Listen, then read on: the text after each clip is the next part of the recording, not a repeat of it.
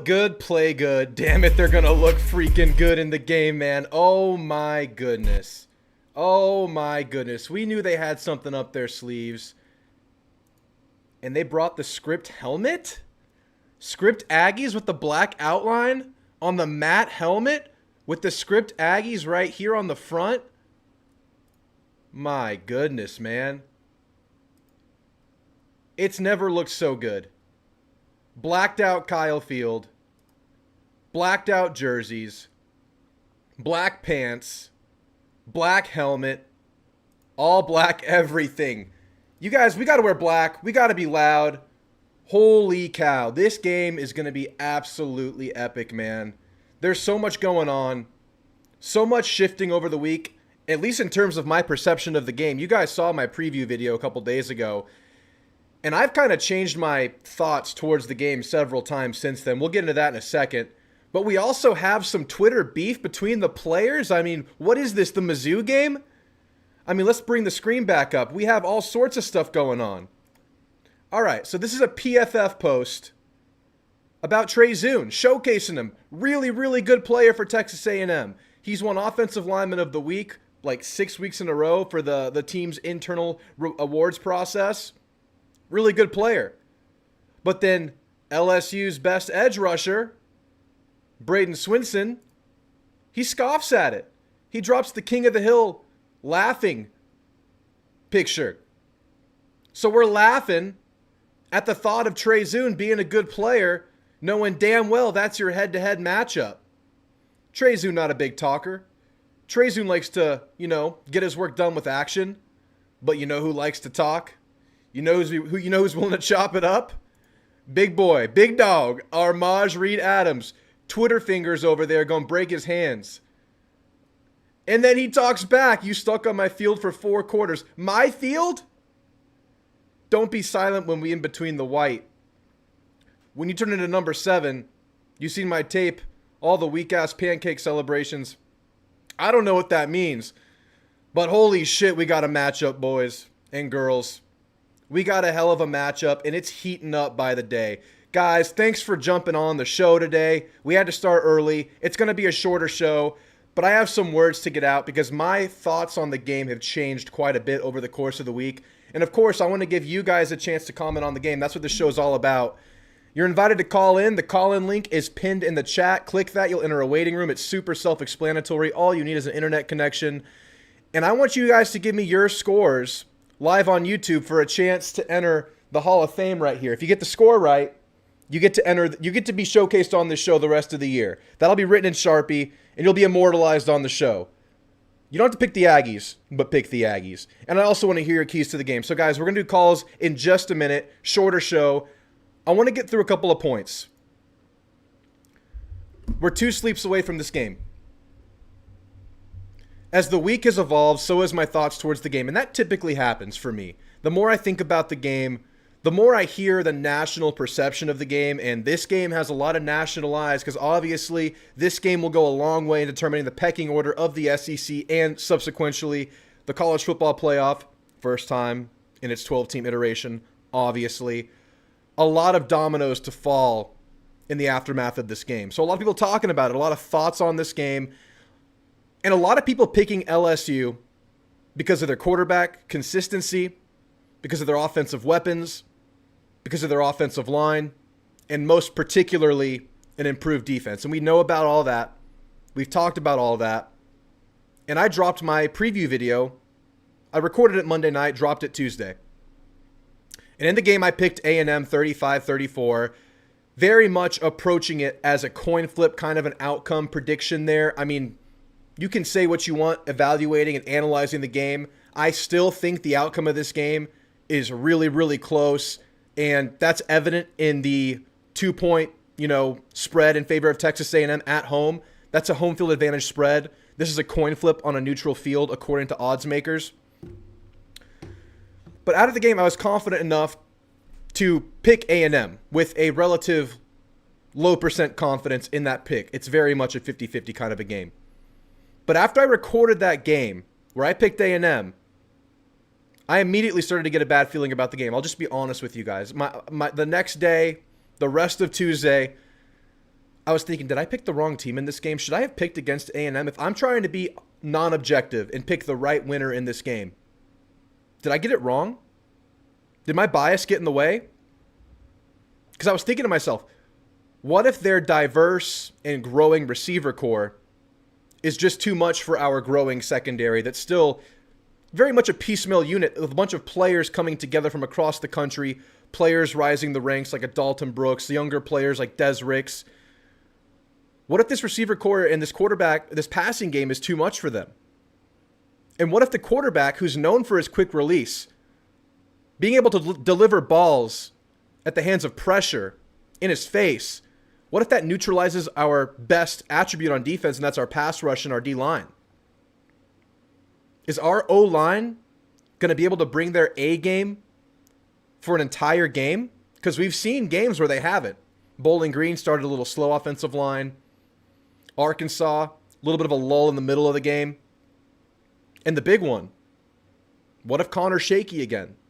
What if Connor's just having those, hurried plays where he doesn't need to be hurried and throws the ball wrong? Makes the wrong choice like we saw last game, like we saw versus Notre Dame. All that stuff started coming to mind after I picked A&M. But then I went back and rewatched the Mississippi State game. I watched the Pulse, as I'm sure you guys did. A lot of locker room lingo, a lot of locker room shots in that episode. Really good episode. I listened to the Mike Elko radio show hosted by Spurs legend Andrew Monaco. Go Spurs, go. And then I remembered or realized a few things about A&M. Both of our running backs are playing at a really high level. I know the stats don't indicate it coming out of Mississippi State, but as I've said multiple times, I thought Amari Daniels showed that he is evolving and growing as a running back by way of patience and vision.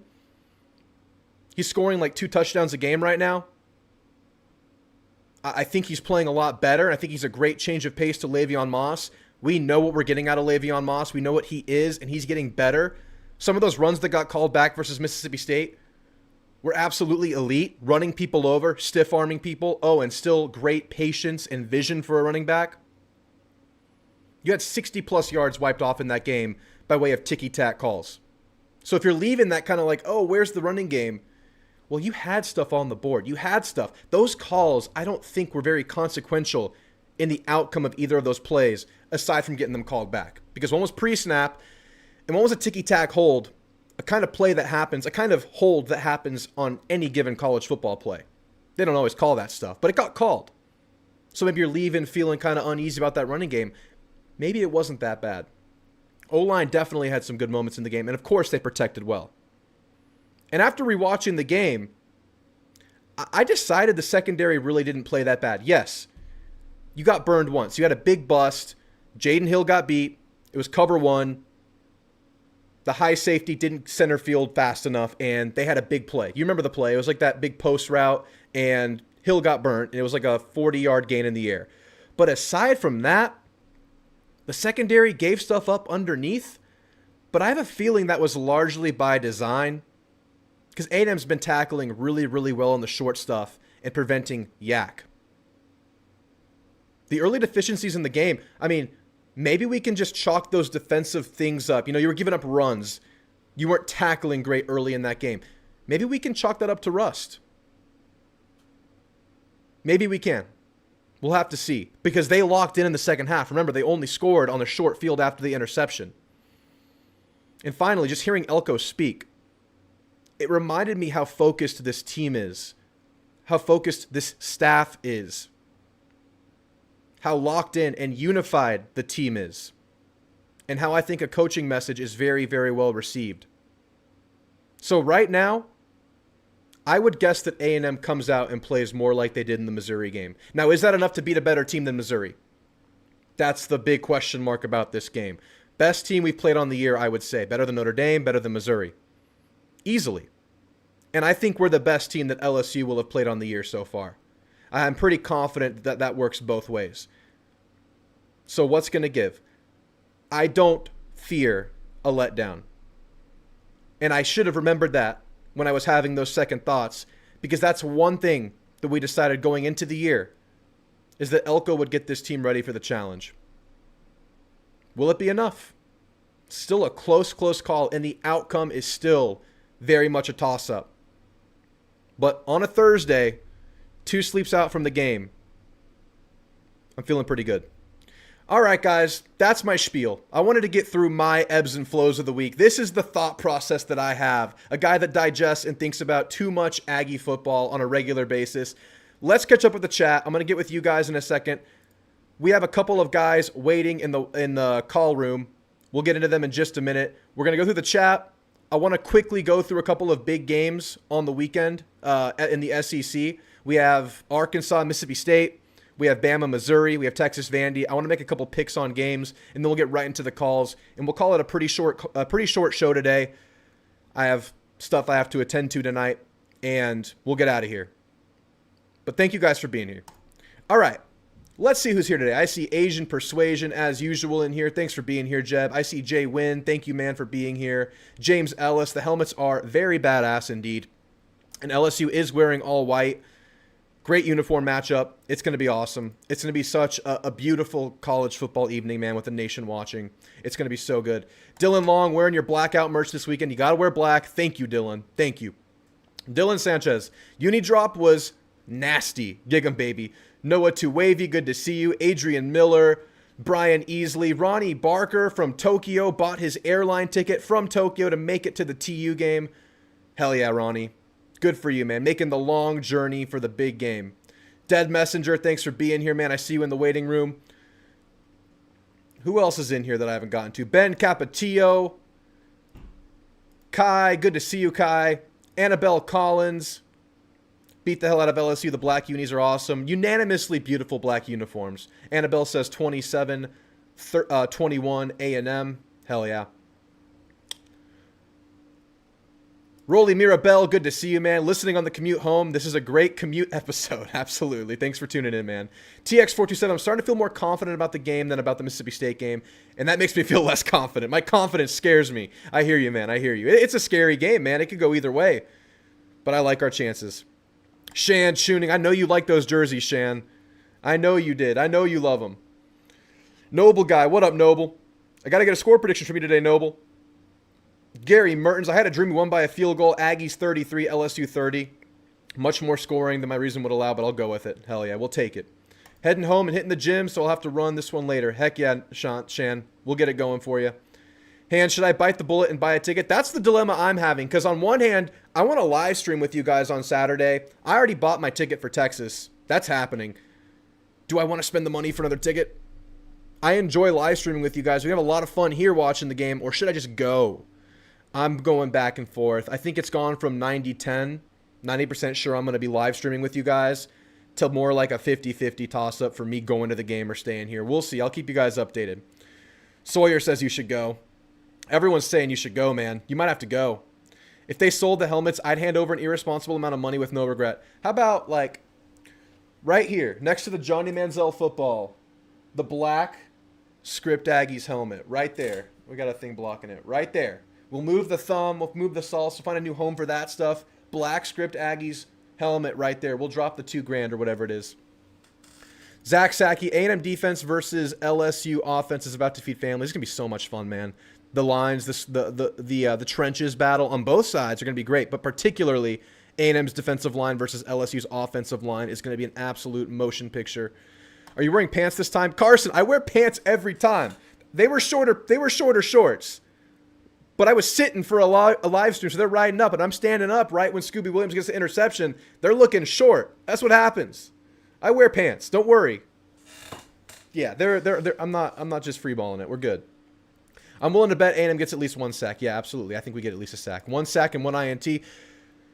Nuss has been clutch. He's had some wizard balls, like really good balls, but he also throws a lot of balls up. A lot of balls with opportunity for defenders to get on him. You got to make the most of those. They're going to happen. John Peroni, good to see you, man. Bruce Snover in here. Good to see you, man. You agree with everything I say. I appreciate that, man. Who else? I said hi to Carson. All right, guys. I'm going to quickly go through a couple of marquee games in the conference this weekend and give you my quick score prediction. I'm going to go quick with it. Then we'll get right into the calls. All right. Let's look at these games. So obviously a couple big ones. LSU A&M, we're talking about it. We know about it. Oklahoma, Ole Miss. I'm going Ole Miss in the game. Oklahoma's going back to Jackson Arnold. They fired the OC. Let's look out for Oklahoma in their recruiting. I mean, maybe A&M can get a leg up on some of the committed guys like Fasusi, however you say his name. Keep an eye on that. I think OU's going down a spiral this year. Does not look good for the Sooners. Ole Miss wins this one. Mississippi State, Arkansas. Arkansas, a 6.5-point favorite. I'm going Mississippi State money line. I've seen both teams recently. I don't know how healthy Arkansas's backfield is. It's at Mississippi State. That's a hungry team that's improving. We've played them both. We know how both teams look and feel. I'm going Mississippi State. I don't know if Arkansas is going to get the pass rush to affect Van Buren, and it takes an elite pass rush to affect that young wizard. I'm going Mississippi State in the game. Bama, Missouri. Bama's a 16.5-point favorite in this one. So I'm taking Bama to win. I'm taking Missouri to cover. I think it's a closer game. I think Missouri will improve. I think Missouri has the tools. I think they had a feel-good win last week with Brady Cook coming back from injury. In the last game, he got hurt, went to the hospital, came back, and finished the game. I think he brought them from behind to beat Auburn. I think they keep it close, but I think Bama's just a better team than them. Texas, Vandy. Texas, an 18.5-point favorite, and they're going to win by about that margin. I don't think you want to be playing an elite team after they've had a disappointing game. The only path for Vandy is if the quarterback woes that we saw from Texas last week persist into Nashville. If they bring a shaky Quinn Ewers and they're thinking about throwing Arch Manning in there, that'll give Vandy an opportunity because we know what Pavia and that new look option run heavy offense can do to teams.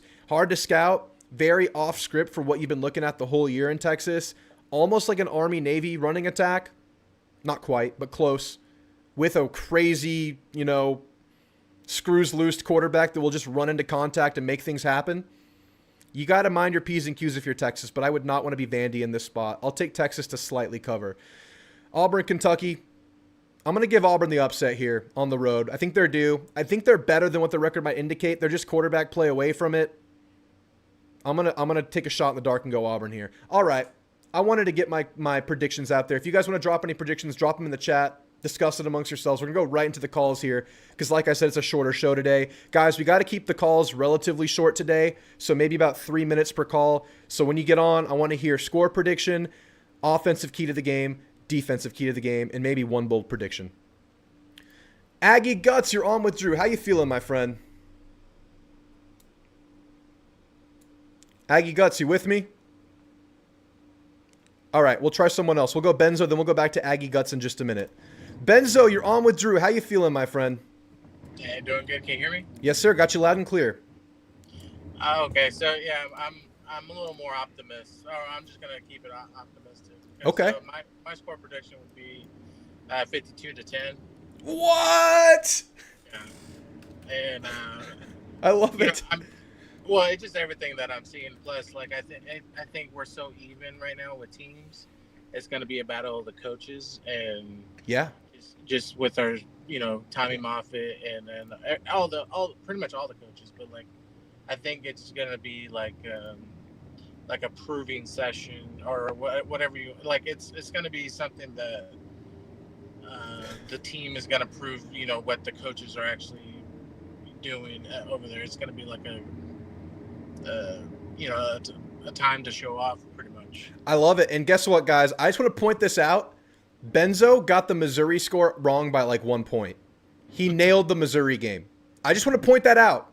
This is the guy that got the Missouri game right. So he sees it.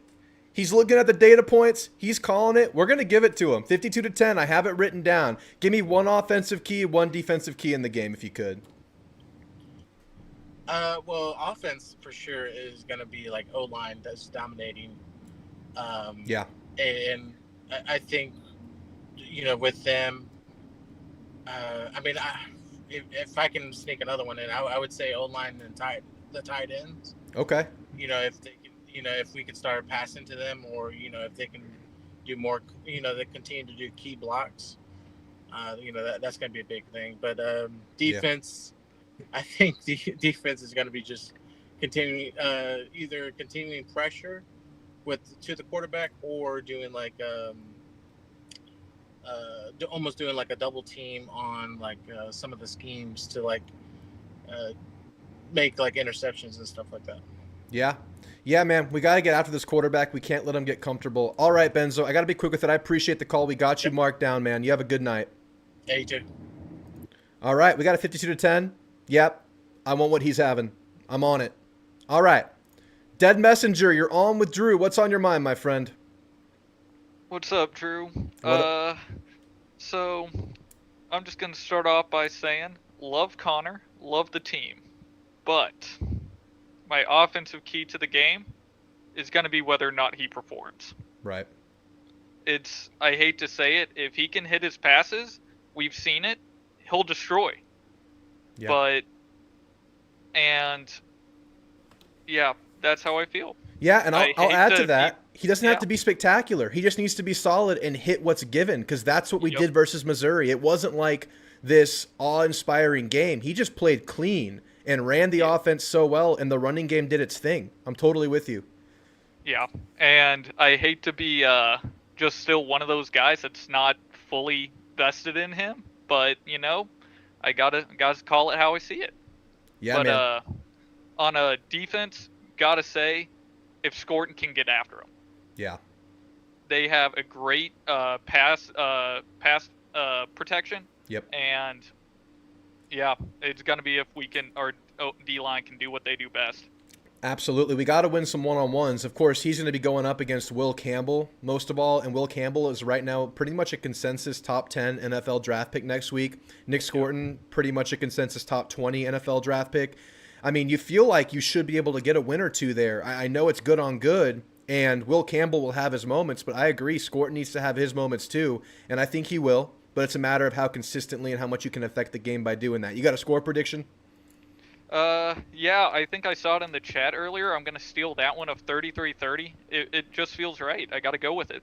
Yeah, I also think the game's in the 30s, so I think that's a good score prediction. Any closing thoughts real quick?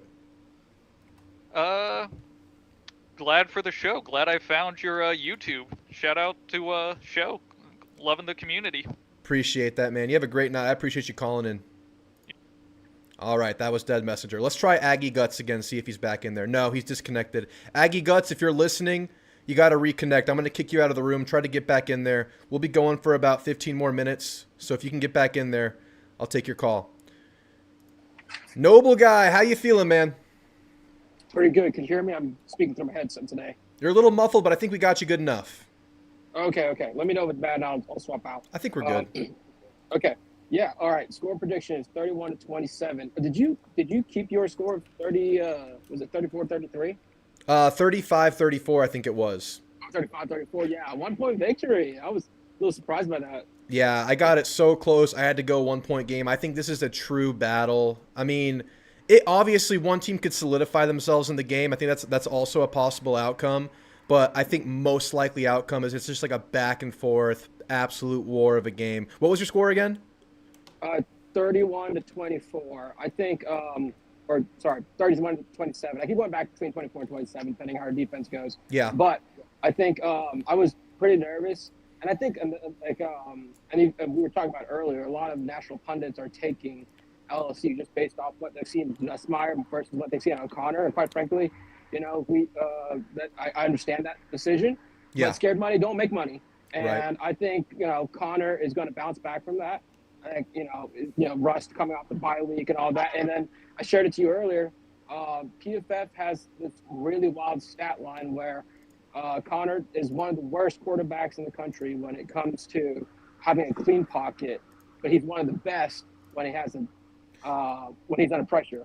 And Yeah. So, not to say that our O-line is going to disappoint or anything like that, but I mean he's always going to face more pressure than he did against Mississippi State, and so I think he's going to shine. I think the run game is going to do its thing, and I expect after all the smack talk from the LSU D-line, our O-line is going to shove. I think so, man. I don't think you should be talking so freely and so much on directly to your opponent the week of a game. It's just gonna Have you lock him seen in. that before? I don't think I've seen that before. Between we're kind of rivals, but it's not like LSU Alabama or A&M Texas. Yeah, that's just like giving bulletin board right there. You can't do that. But yeah, man, I think it bodes well. I think this will definitely be the best O-line they've faced. They're the best O-line we face too, but I like our chances, man. I think I pretty much got your offensive key. Can you just want to like kind of, give me a concise defensive key? Yeah. I mean, pressure. I think.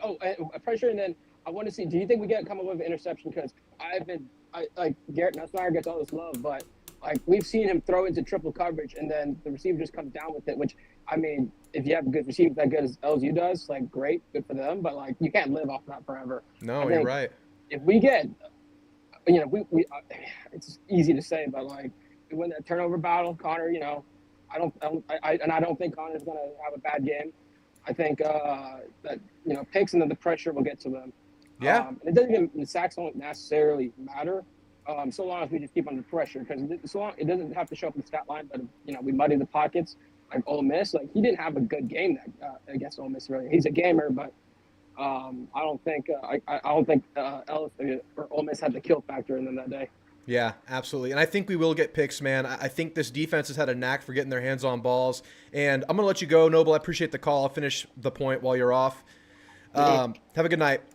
Yeah, so a lot of hype about Nussmeier, rightfully so. He probably has the best body of work out of any SEC quarterback so far on the year.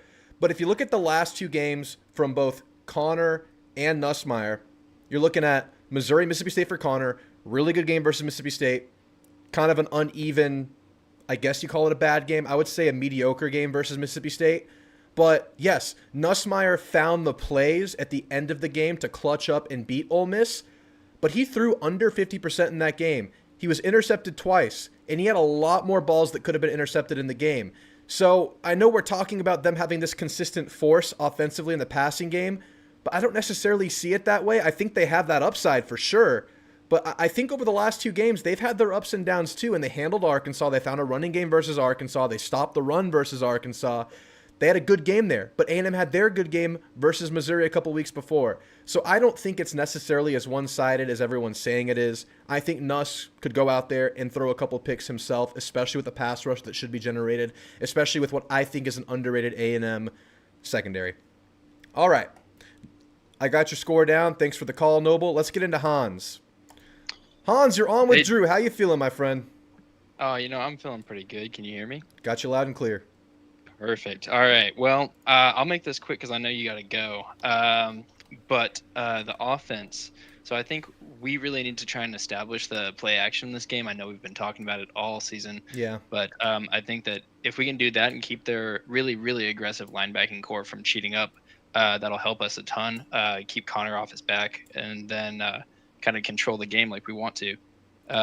Yeah. Defense, I think for us, it's actually kind of the inverse. We really need our linebackers to play really, really well, keep them from establishing a good run game and burn the clock on us. I think that they've been looking really good the past few games, so I think there's a good chance that this happens. So with that said, I am a little bit more bullish on A&M than I think a lot of people are. I think we go 35-21 in this one. Very nice, man. Very nice. Yeah, man, I like it, and it's kind of crazy. You bring up the play action thing. I mean, we've talked about it many times on this channel, but if for those who haven't heard, Colin Klein was known for running 20-ish play actions per game at Kansas State. He hasn't done that here. It's been ramping up a little bit, but we're more so around 10 or less play actions per game, and you're kind of just waiting for them to open up. So that's a really good point, Hans. Any final thoughts? I think the chat's convinced me. I think I got to go to this one. Nice. But we'll see. I'll let chat know by the end of the video. So Hell yeah, have man. a good night, man. You too. All right, good call from Hans. Yeah, man, got to get hands at the game. All right, Rolly, it's good to hear from you, man. How you feeling tonight, Rolly? What's up, Drew? Can you hear me? Yeah, I got a little bit of an echo. Can you turn me down in wherever you're listening to me? That better? I think so. Yeah, it's better. All right, good. How you doing, man? Doing great, man. Doing great. How you feeling about the game? I'm feeling great, bro. There's a lot of people, like you've stated, and I've been listening to a lot of people. We're not picking the Aggies to win the game. Yeah. I have no doubt that, Aggies going to go out there, establish the run. I think on the offensive side of the ball, I think Connor needs to step up. I think he'll bounce back. And if he has a game like he did against Mizzou, I have no doubt in my mind Aggies take this one, man. Yeah, if he brings the Mizzou performance, that is plenty because we know what the running game is. All you need is a complement to it. You don't need to be this overwhelming offensive force in the passing game. It just needs to be complementary. So, yeah, man, he just needs to be himself. And I hear you, man. A lot of people talking about LSU winning this one. This is their moment, whatever. I think A&M can go out there and really put a stamp on the season with a win here. And I do agree. I think A&M can establish a running game against these guys. But what do you got defensively? I think we have to. They need to bring pressure. Yeah. Keep Nussmeier from having time to throw the ball, finding his receivers. I think it's going to be big on the defensive line to go up there and just get in his face, punch him in the mouth, and just get him off his game. I think that's going to be key. Yeah, 100%. I'm like you. I 100% agree that the secondary is underrated, man. I really, really think the Aggie secondary is really underrated. They're not getting the talk that they actually, in my belief, that they deserve. So I think we apply pressure. Scorton gets in there. The Shamars get in there. Keep them on. Let them have their third and longs, man.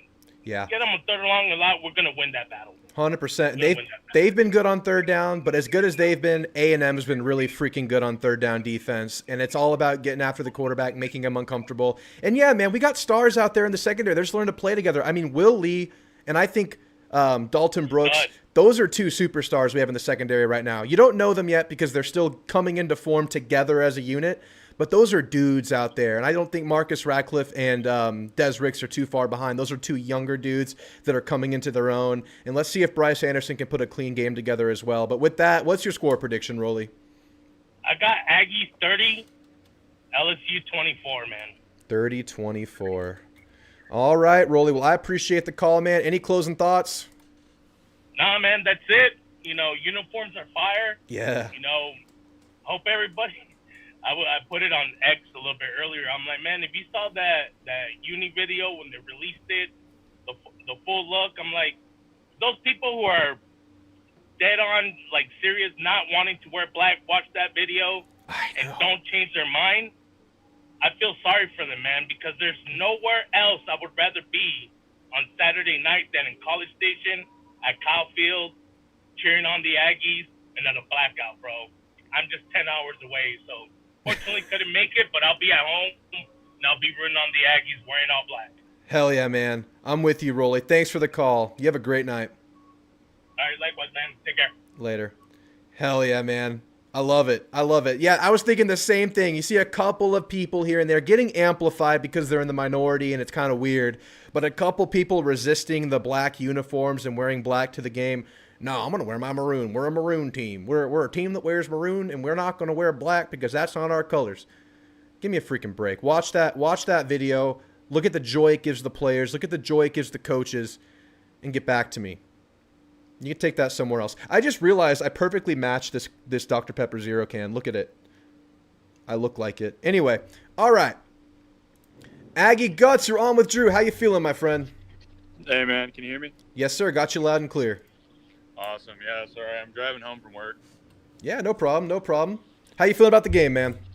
I feel good, man. I don't know what these talking heads are saying about A&M, but you know what? It just feeds us at the end of the day, so I ain't worried. Yeah, I feel like we feed off of being doubted and being the underdog. That's why I always try to kind of put it out there like, guys, we're being doubted. There's doubt, and that kind of feeds us. That's kind of the position we want to be in. Exactly, man. We're blue collar, man. We're an afterthought. Hell yeah, and Elko loves it too. Yes, sir. But real quick, defensive points. Listen, man, if our pass rush can keep doing what they're doing, I think we're going to be cooking. If we can get that secondary to lock back in like they have been, I don't know, because like they usually attack through the air. They're not very good on the ground. So right, like I said, if that secondary can turn it up, I think it'll be a fun spectacle, man. I really do too. Offensively, I'm going to give Connor a break, man, because unless I'm wrong, I'm pretty sure Mississippi State was like his first away game in a while, no? I think since Miami, and Miami's not like a real away atmosphere. I'm sorry, Miami fans. It's just not quite that. So, yeah, I think maybe since South Carolina his freshman year. I think so. Well then, yeah, call that like a second layer of rust or something, man. But I think he's going to turn it up. I believe in the guy. But you know, as long as our receivers can help him out, I think he'll have a good day. Hell yeah. I do too, man. I don't think he's going to have 2 games like that in a row. All right, man. What's your score prediction? I'm going to say 31 A&M, 27 LSU. 31. Oh, that one's already taken. You got to give me a point different. Shoot. All right, then call it 28 LSU. 28. Perfect. All right, man. Any closing thoughts? I appreciate the call today. Real quick, y'all, no matter how the season turns out, I just want to remind y'all, Elko hasn't been here a full calendar year. We're 6-1, top of the SEC. We're playing with house money this season. Next year, I feel like it's just going to be even better, no matter what comes. So, you know, at least we have our hat to hang on with that, or our hat to hang on anyway. It's a good point. I feel good about next year.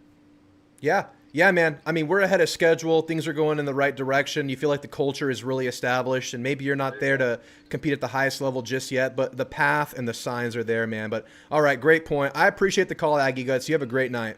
Yes, sir. You too, man. Later. All right, last call of the night. We got Adam H. Adam H., what's on your mind, my friend? Oh, man. I actually got on. Yes, not sir. much. Just hanging out in a hotel room up in West Virginia on the road. Nice, man. I'm going to start off with my score prediction. I'm going to say 74-72 because screw LSU. Yeah, we got to bring it back.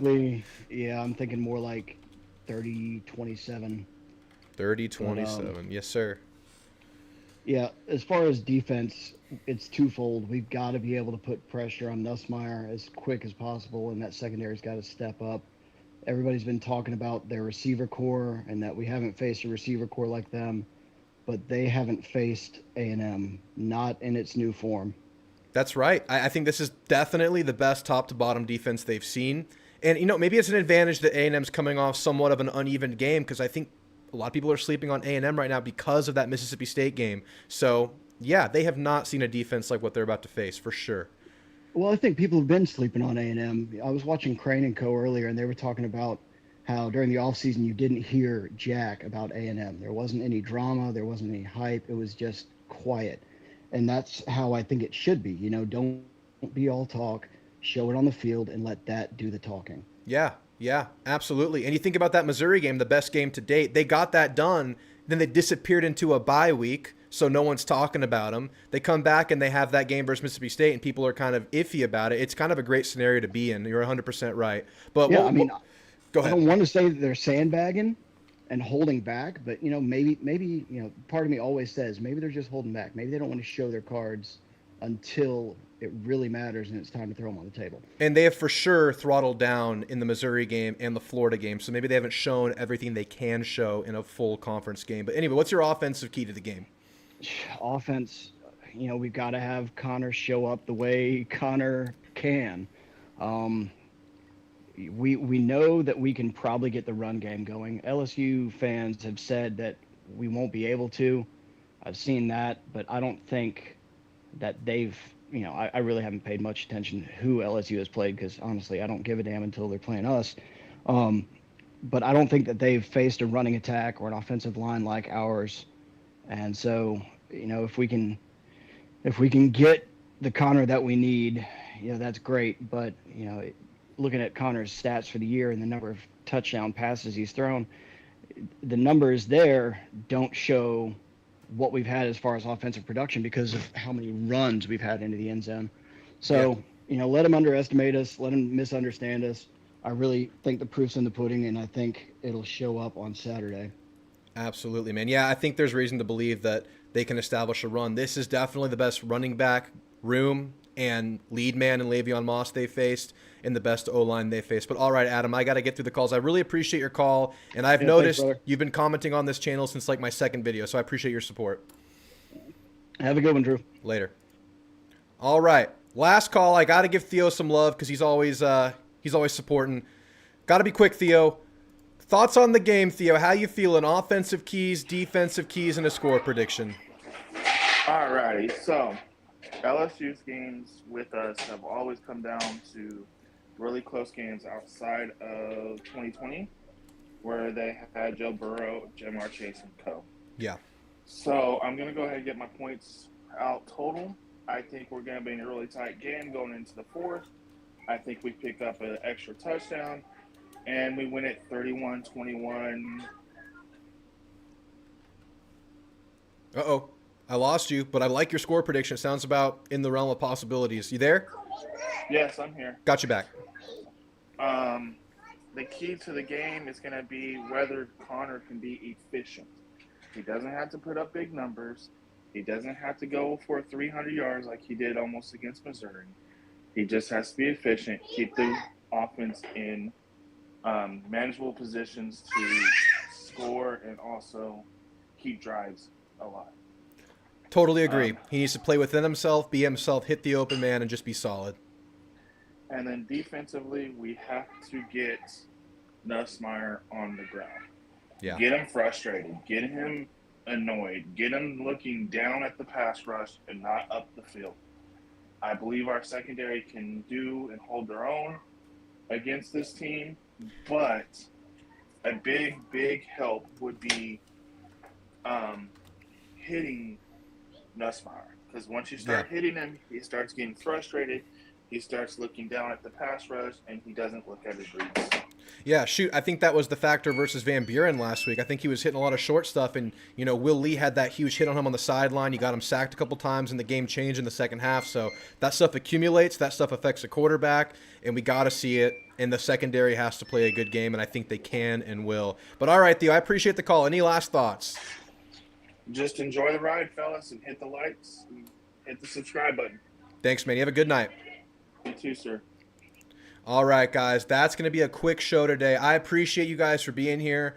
50% chance I'm here on a watch party Saturday night for the game. If not, I'll be at the game. I'll put some message out there. Follow me on X. Like and subscribe to this. Thank you guys for being here. Enjoy the ride. Enjoy the game. We don't get games like this too often, man. This is like a really beautiful late season matchup. A lot of teams don't get these. Appreciate the moment and enjoy it. Beat the hell out of LSU and gig 'em.